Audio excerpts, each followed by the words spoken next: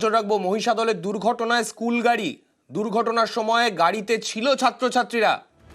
অত্যন্ত চাঞ্চল্যকর খবর, মহিষাদলে ছাত্রছাত্রী বোঝাই গাড়ি দুর্ঘটনার কবলে পড়ে।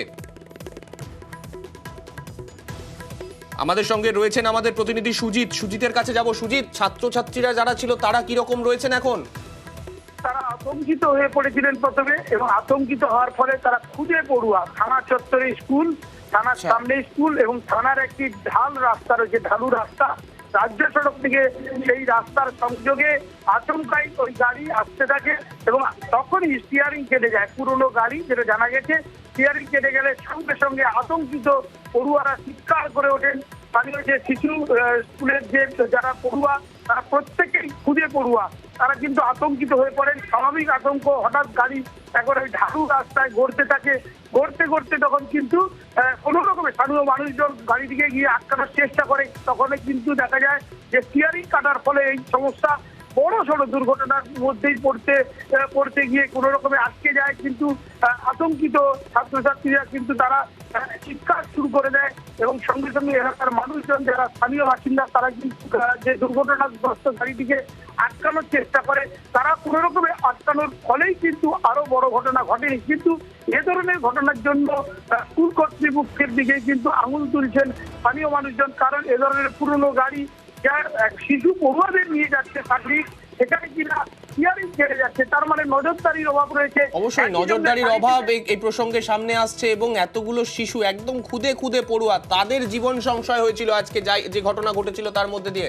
স্কুলের তরফে কি বক্তব্য শোনাবো? চেক করা, কিন্তু দুর্ঘটনা হঠাৎ করে, তো পার্সের ব্যাপার, তো হঠাৎ করে যদি হয় কি করে করতে পারে?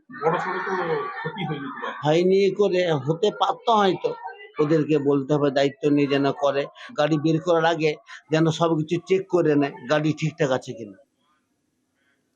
খড়গপুরের খবরে নজর রাখবো। খড়গপুরের ঝরিয়ায় একটা পাইপ ফেটে বিপত্তি। পাইপ ফাটার ফলে এলাকায় 5 দিন ধরে জল নেই। খড়গপুরের ঝরিয়ায় পাইপ ফেটে বিপত্তি, 5 দিন ধরে এলাকা জলবিহীন।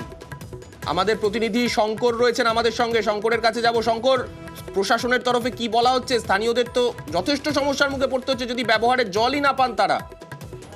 একেবারে সান্নিক, তোমাকে জানিয়ে রাখি যে খড়গপুর পুরসভার যে বেশ কয়েকটি 13টি ওয়ার্ড ইফেক্টে রয়েছে, যে তারা যে তাদের যে অভিযোগ যে 13 দিন ধরে এই যে জল পেটেছে, তার সমস্যা হচ্ছে।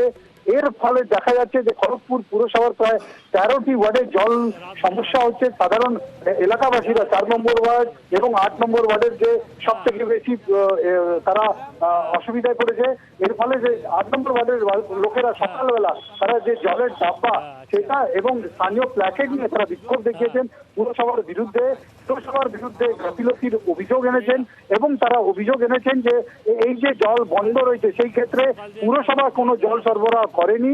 যদিও খড়গপুর পুরসভার চেয়ারপারসন কল্যাণী ঘোষ জানিয়েছেন যে প্রত্যেকটি ওয়ার্ডে যতটুকু পেরেছি সাপ্লাই দিয়েছি। বিয়ে বাড়ির সিজন চলছে, সেখানে বিয়ে বাড়িতেও জল যেহেতু তারা আগে থেকে বুক করেছিল সেখানে জল দেওয়া হচ্ছে।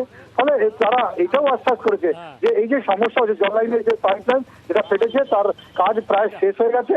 আজকে সন্ধ্যের মধ্যে এই নিষ্পত্তি হবে এবং সমাধান মিটবে বলে আশ্বাস দিয়েছেন চেয়ারপারসন কল্যাণী ঘোষ।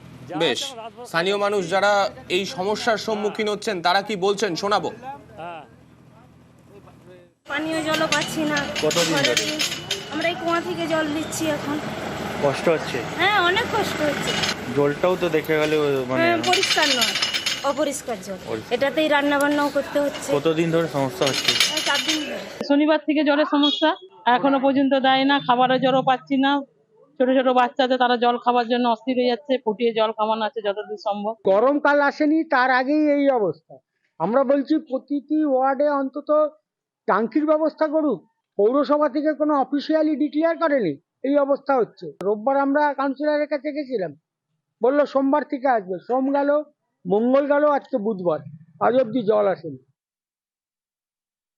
আমাদের ঝরিয়াতে যে জলের এটা নষ্ট হয়েছে সেটা তো আর বলে নষ্ট হয় না, ওটা সারানো হয়েছিল প্রথমে, তারপরে আবার আর একটা চাকা খুলে যায়, সেটা কলকাতা থেকে আনতে হয়, লাগানোর পরে ওটা বাস্ট হয়ে যায়। আবার জলের এতটাই প্রেশার, আর আমি প্রত্যেক জায়গায় 2-3টে করে জলের যা ট্যাঙ্কি আছে তাদেরকে পাঠিয়েছি। যে কোনো দলের হোক, কাউন্সিলরকে তো আগে জানাবে যে আমরা জল পাচ্ছি না, অটোমেটিক তারাও করে মানুষকে তো কতক্ষণ সান্ত্বনা দিয়ে রাখবে। আমি যতটা আমার পক্ষে সম্ভব ততটা আমি গাড়ি পাঠিয়েছি।